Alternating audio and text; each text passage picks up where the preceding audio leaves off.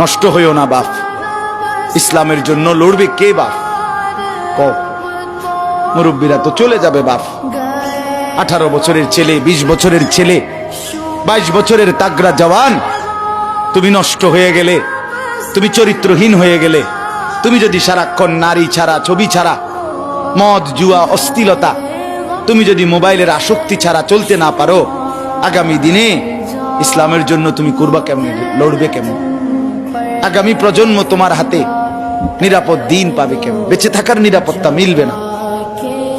বেঁচে থাকা 53 বছর বাংলাদেশের বয়স, 53 বছরের সমাজে বেনামাজির সংখ্যা যদি এত বেশি হয়, 53 বছরের ভিতরে মোবাইলে আসক্ত যুবকের সংখ্যা যদি এত বেশি হয়, 53 বছরের ভিতরে বেপর্দা নারীর পরিমাণ যদি এত বেশি হয়, এত মসজিদ মাদ্রাসা চারদিকে থাকার পরেও যদি এই মসজিদ মাদ্রাসা ষড়যন্ত্রের কারণে কমে যায়,